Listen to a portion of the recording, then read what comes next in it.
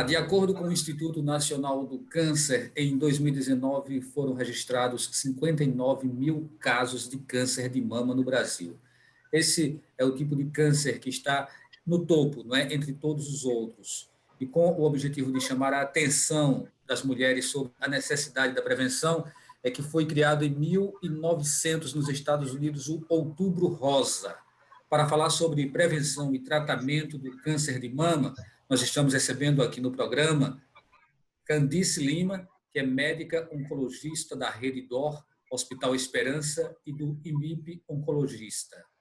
Também Márcia Pedrosa, mastologista da Rede DOR e preceptora da residência médica do IMIP.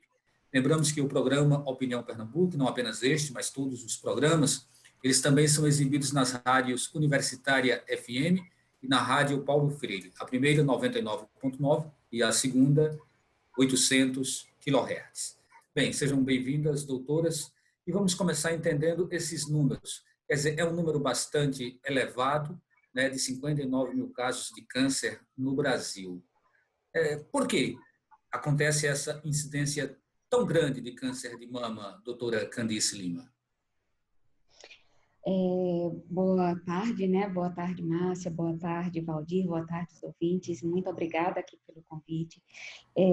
O câncer de mama realmente é um problema de saúde mundial e a incidência ela é muito elevada. Quando os pacientes perguntam assim, por quê, né? Por que é que isso aconteceu? A gente tem aí uns fatores de risco que aumentam o risco, mas a verdade é que a gente não sabe mesmo. Algumas pacientes têm um fator genético importante envolvido, outros pacientes está relacionado a um tempo muito grande de exposição hormonal, terapia de reposição hormonal depois da menopausa, mas existem mulheres que tiveram a vida assim totalmente correta com relação a tudo de proteção, de fatores de risco e que mesmo assim tem. Então, a resposta certa é que a gente não sabe, eu converso aqui com as minhas pacientes, o maior fator de risco é ser mulher, é claro que tem câncer de mama em homem, mas são 100 mulheres para cada homem, então, por isso que a gente pensa muito na questão hormonal, porque é algo que os hormônios femininos, né, que as mulheres têm abundância e os homens nem tanto. Mas porque a gente não vai saber exatamente, mas tem vários fatores de risco aí para a gente conversar. E quando a senhora fala mulher, a senhora não se refere apenas a um tipo de mulher, não é? Eu vou tocar essa pergunta para a Márcia Pedrosa. Márcia, não depende de raça, não depende de estatura, não depende de condição social, ou seja, não se tem um diagnóstico preciso de, mesmo em sendo mulher, a maioria, né, a predominância do câncer de mama, mas não se sabe se atinge mais um determinado tipo ou outro. Boa tarde, né? Primeiramente, Valdir, boa tarde, Candice, obrigada pelo convite. A gente fala que só pelo fato de ser mulher, você já tem 12% de risco de desenvolver o câncer de mama, né? Então, em alguns casos, naquelas pacientes que têm alguma alteração genética, que são as pacientes judias de um determinado tipo de asquenase, elas têm um risco aumentado de desenvolver câncer de mama. Mas só quando é uma alteração genética, né? Uma mutação genética que é uma pequena parte das pacientes.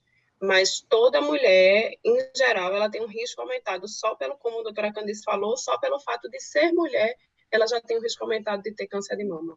Então, a gente não sabe realmente por que desenvolve fator de risco, a gente pode tentar prevenir, fazer todas as formas de prevenção, ter uma melhor qualidade de vida, exercício físico, uma alimentação adequada, e mesmo assim desenvolver câncer de mama. E alguns pacientes até questionam, mas eu sempre fiz tudo certo e tive câncer de mama, mas infelizmente a gente não tem essa resposta. Por que a gente desenvolve vários fatores de risco para a gente conversar, mas nenhum definido porque aumenta esse risco.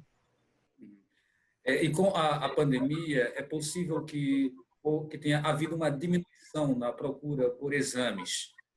Gostaria que a doutora Candice trouxesse um pouco essa questão, né? Nós ainda estamos vivendo uma pandemia, é claro que muitas pessoas já estão procurando seus médicos, mas, assim, qual é o balanço, qual foi o impacto do que aconteceu, se a gente considerar o mês de março, por exemplo, que foi quando se iniciou o isolamento social aqui no Brasil?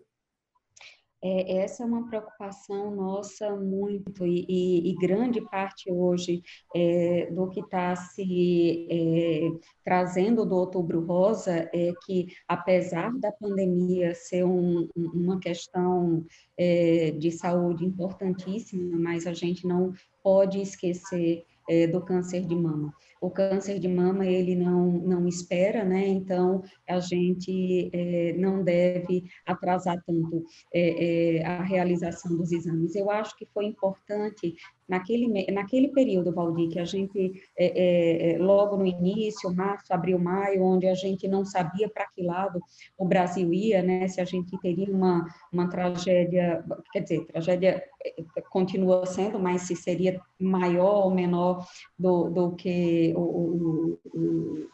tinha acontecido na Itália, Estados Unidos. Então, naquele momento, eu acho que foi importante parar.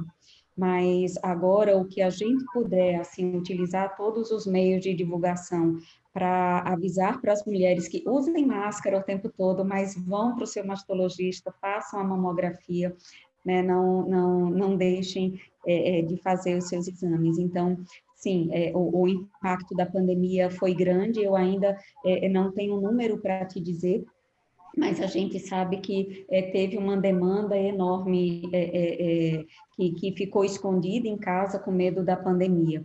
Isso é importante para o serviço privado, é importante para o serviço público, principalmente, onde as dificuldades são maiores, mas houve um impacto, sim, e a gente acaba recebendo tumores mais avançados, mas eu espero que a gente consiga reverter isso em breve. Doutora Márcia, em que momento e com que frequência as pessoas devem procurar fazer seus exames para saberem se estão ou não iniciando um processo de câncer de mama? Então, todas as pacientes acima de 40 anos, né, isso é o que preconiza a Sociedade Brasileira de Mastologia, devem começar a fazer sua mamografia de rastreamento, né? E o que é o rastreamento? São aquelas pacientes assintomáticas que, independente dela ter algum sintoma, palpar algum nódulo ou não, ela tem indicação de fazer esses exames anuais para que a gente faça uma detecção precoce desse câncer de mama, onde a gente teria uma maior chance de cura. Além disso, o que a gente sempre orienta é aquelas pacientes mais jovens que sentem alguma coisa na mama, algum nódulo palpável, elas têm indicação de procurar um mastologista para saber qual exame seria mais indicado para a sua idade. Mas como rastreamento, a idade preconizada é acima de 40 anos. Essa seria a melhor forma de prevenir a doença? Obviamente, não? Quando a gente fala de exames de imagem, não seria mais uma prevenção, né? Seria mais como um rastreamento para uma detecção precoce. Então, a prevenção que a gente orienta sempre é melhorar a qualidade de vida, fazer exercício físico, diminuir o sedentarismo, que é esse Outubro Rosa que a Sociedade Brasileira de Mastologia está preconizando, é ter uma melhor qualidade de vida para ajudar a prevenir. Fora isso, os pacientes que conseguirem amamentar, quanto mais jovem, né, se consegue engravidar, maior a proteção. Mas quando a gente fala de exame de imagem, seria para um rastreamento e um diagnóstico o mais precoce possível, porque quanto mais precoce for o diagnóstico da paciente, mais chance de cura essa paciente vai ter. Então, isso é um problema em relação ao que você perguntou da pandemia, esses 3 meses, esses 6 meses que a gente vem com diminuição de exame, é um problema sério, porque a gente está pegando cada vez mais pacientes com diagnóstico de câncer de mama num estadiamento mais avançado, com uma chance de cura menor. Doutora Candice, vamos trazer um pouco para essa realidade aqui de Pernambuco, né? A gente falou em termos geral sobre o Brasil. Aqui em Pernambuco é muito grande a incidência, surgem muitos diagnósticos positivos para câncer de mama. Que comparativo a gente poderia fazer com outros estados do país? O câncer de mama, ele, de certa forma, é muito democrático, né? O pessoal fala, porque é isso que você tinha comentado logo no início, Valdir. Não tem nenhuma distinção com relação à cor da pele, à condição social. Ele é um tumor que ele tem, assim, algumas características de Por exemplo, as americanas têm uma incidência maior do que as japonesas, mas quando essas japonesas elas se mudam para os Estados Unidos, a primeira geração ainda mantém lá a incidência do Japão, mas na segunda geração, mesmo que eles casem somente lá dentro da comunidade, eles já passam a ter o risco do local onde eles estão. É muito mais ambiental do que algo relacionado à etnia mesmo. Mas dentro aqui de Pernambuco, comparado com outros estados, o que a gente tem, que algumas vezes o câncer de mama não ficava no primeiro, embora fica, é porque nós temos uma incidência de câncer de colo de útero, que é um outro problema que vale um outro encontro nosso aqui para a gente alertar muito as mulheres, porque era um tumor que não devia existir. Mas, então, o que às vezes os locais menos desenvolvidos têm, assim, com relação ao câncer mais frequente na mulher, é quando esse colo de útero está muito alto, mas o câncer de mama, ele sempre tem uma incidência bastante elevada na imensa maioria dos países, em todos os estados brasileiros. Doutora Márcia, o câncer de mama ele é revestido de um medo, né? Há um certo pavor, né, nas mulheres para tentarem fugir de todas as formas do problema. E às vezes surgem pequenos nódulos que podem ser um indício de que ela esteja realmente iniciando um processo ou não, né? Como elas devem conviver com essa questão do nódulo? E qual seria aí a diferença entre o nódulo e o cisto? Porque às vezes o próprio cisto já causa um susto também muito grande. Isso. O que eu sempre costumo explicar é que nem todo nódulo ele é câncer, né? E que existem dois tipos de nódulos, os nódulos sólidos e os nódulos císticos. Os nódulos císticos são só cistos, são só bolinhas de água, como a gente costuma explicar. Eles não têm chance de se transformarem em câncer de mama, nada disso. Os nódulos sólidos, eles podem ser só nódulos benignos, que tem muitos pacientes que têm muita predisposição para desenvolver os nódulos benignos, e tem nódulos sólidos que são realmente câncer. E quando a paciente desenvolve o nódulo sólido na mama, ela tem indicação de investigar e de acompanhar o crescimento desses nódulos. Então, digamos um exemplo, a paciente faz o diagnóstico de um nódulo de mama, ou palpando, ou no exame de imagem, então a gente prossegue a investigação, em alguns casos a gente não precisa biopsiar, a gente só continua acompanhando com ultrassom. É importante também a gente explicar isso, que nem todo nódulo ele precisa ser biopsiado, e a gente acompanha o crescimento desse nódulo. Tem algumas características do nódulo que a gente já sabe que ele tem mais risco de ser um câncer de mama ou não. Então, se eles são irregulares, na palpação, se eles são mais endurecidos. Então, algumas características por exame de imagem que a gente já consegue ter essa suspeição ou não. E aí a gente sempre tranquiliza essas pacientes na consulta de que aqueles nódulos que são benignos, a gente vai acompanhá-los, e eles podem vir a se tornarem irregulares, a se tornarem suspeitos. Por isso que a gente precisa prosseguir a investigação e o acompanhamento. Mas nem todo nódulo sólido é câncer. Ok. Bom, a gente está chegando ao final desse primeiro bloco. Daqui a pouquinho a gente retoma. É importante, inclusive, se alguma trouxer uma resposta e a outra ficar instigada querendo participar, também dê um sinal aí, dê um toque que a gente tenta democratizar, né? Abrir assim para que ambos possam falar. Mas a gente pode fazer isso no próximo bloco. Então, até daqui a pouquinho.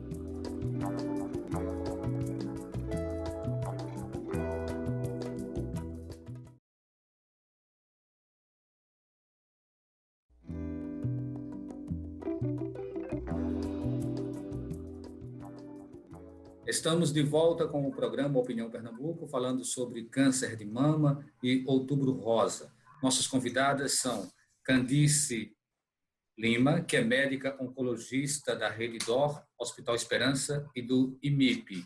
E também Márcia Pedrosa, que é mastologista da Rede DOR e preceptora da residência médica do IMIP. Bem, uma mama com muitas ramificações, né, fibroadenoma, o que é que isso tem a ver com indicação de câncer? Doutora Candice Lima. A gente sabe que são doenças diferentes, né? O fibroadenoma é uma doença benigna e que, em geral, não tem indicação de nada diferente, mais o acompanhamento mesmo. E o câncer também são inúmeras doenças, né? Não é um tipo só, mas são tipos diferentes e que precisam de abordagens diferentes. Em geral, a doença benigna da mama, ela representa um risco maior, um pouco maior de você ter a doença maligna mais para frente, mas a maioria das pacientes com doença benigna de mama vai continuar só com doença benigna de mama mesmo. E o acompanhamento fica mais com a mastologia, né, Márcia? Assim, o mastologista, ele trata a mama como um todo, tanto da doença benigna quanto do câncer, e o oncologista clínico fica desviado só para a parte oncológica mesmo. Então, assim, quem tiver fibroadenoma, a princípio, fica numa situação de tranquilidade, né? Não significa que vai evoluir para um câncer, né? Então, isso é muito, muito positivo, né?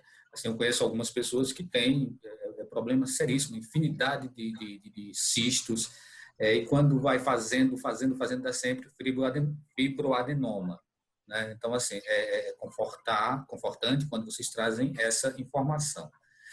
O convívio com o câncer de mama, ele tem causado muito pânico, né? Muitas dores, muitos traumas para as mulheres. Como conviver com esse problema? Parece uma ameaça constante, doutora Márcia. Enfim, né? O que fazer para você não entrar em pânico? Todas as mulheres, né, quando fazem um diagnóstico de um nódulo, como você falou recentemente, elas já ficam em pânico, achando que podem ter um câncer de mama. Não apenas essas que sentem nódulo que fazem um diagnóstico, mas às vezes o fato de você conhecer alguém que teve um câncer de mama, né, e principalmente nesse outubro rosa, é um mês que a maioria das mulheres fica em pânico e preocupada se ela tem ou não nódulo. Muitas vezes ela faz o autoexame e aí ela acha que tem um nódulo e fica em pânico, quer ir para o mastologista, quer ir fazer exame para saber se aquilo é nódulo mesmo ou se é uma mama normal. O que eu sempre costumo explicar é que câncer de mama, graças a Deus, hoje em dia tem cura, né? Então, a maioria das pacientes, aquelas que têm diagnóstico, a gente vai conseguir tratar, a gente vai conseguir curar. Então, assim, elas vêm para a gente com diagnóstico de câncer de mama e os oncologistas, graças a Deus, estão aí para cada vez dar uma qualidade de vida, uma sobrevida maior, né, para essas pacientes, e a gente consegue, hoje em dia, ter uma sobrevida muito grande nessas pacientes, principalmente nessas que têm um diagnóstico precoce. Por isso que a gente bate bastante nessa tecla do rastreamento e dos exames anuais. E tem uma pequena parcela de pacientes que não conseguem a cura, aquelas pacientes que desenvolvem uma metástase e precisam fazer um tratamento por um longo período, e a maioria das vezes pelo resto da vida. Mas hoje em dia, graças a Deus, a gente também consegue dar uma qualidade de vida para essas pacientes, e cada vez mais estão surgindo novas drogas, que a doutora Candice está aí para falar melhor do que eu sobre isso. A gente consegue dar uma qualidade de vida e uma sobrevida maior para essas pacientes. Então vamos lá, doutora Candice, né? Como tratar, né? Quais são as melhores formas de você combater esse problema? O câncer de mama, como eu tinha dito logo no início, não é uma doença só, né? Ele tem vários subtipos e de comportamentos bem diferentes. Mas um ponto bem importante que a doutora Márcia falou antes é o quanto a gente pode tranquilizar as pacientes a respeito do tratamento. A maioria das pacientes vai ficar curada se descobre o tumor aí pela mamografia ou que tem esse acompanhamento, a imensa maioria das pacientes fica curada. E mesmo as pacientes que desenvolvem metástase, às vezes o tratamento ele é muito confortável e de controle prolongado. Então, eu peço muito assim, para não gerar o pânico, assim, notícia boa não mas não é desesperador, a gente tem muito o que fazer, a gente tem como ajudar. Então, vale a pena vir para o médico, porque a gente tem aquela situação antiga que acontecia muito das mulheres ficarem escondendo o tumor e às vezes ele chegar enorme, por isso, né, porque a mulher tinha vergonha, isso já não acontece mais. Então, o tratamento, ele varia de acordo com o subtipo, Valdir, assim, tem 5 modalidades de tratamento, mas nem sempre a gente precisa usar as 5 modalidades. Uma é a cirurgia, radioterapia, quimioterapia, bloqueio hormonal e anticorpo. A cirurgia sempre vai fazer parte do tratamento. A gente brinca que a oncologia clínica vem evoluindo muito e a cirurgia vem diminuindo, e o pessoal brinca que daqui a pouco a cirurgia vai embora. Mas eu acho que a cirurgia ainda vai ficar por um tempo ainda, né? Não, a gente vem tentando poupar de cirurgia algumas pacientes, mas as cirurgias, de fato, elas vêm ficando esteticamente melhores, né? Menores e esteticamente melhores, mas a cirurgia não pode sair. A radioterapia tem suas indicações, a quimioterapia tem 2 tipos específicos, que são tumor triplo negativo e HER2 positivo. É uma característica do tumor, né, que a gente faz por um teste, que é a imunistoquímica, que a gente separa. Esses 2 que eu falei, eles muito frequentemente precisam de quimioterapia, mesmo pequenininhos precisam. O bloqueio hormonal é feito por alguns anos, 5, 10 anos, a depender aí de algumas indicações para as mulheres que têm nessa característica os receptores hormonais positivos, e o anticorpo para um HER2 positivo. Então, são múltiplos subtipos de câncer de mama, com tratamentos diferentes, e às vezes a paciente fala assim: mas eu estou fazendo esse comprimido e minha vizinha só está fazendo terapia. O médico dela é melhor do que o meu. Quando, na realidade, não é. São doenças diferentes, mas porque é câncer de mama, às vezes pode pensar que é a mesma coisa. Mas tem vários tipos e que se trata de modo diferente. Mas o importante é que, independente do que for, a gente tem algo bom para oferecer. O câncer de mama é muito estudado, é um estudo atrás do outro, às vezes fica difícil de você até se manter atualizado, mas é isso, tem inúmeros tratamentos e depende do subtipo. Doutora Márcia, eu já vi situações em que médicos defendem a mastectomia e outros dizem, não, isso está ultrapassado, não é necessário, é melhor fazer um acompanhamento e não chegar a esse extremo.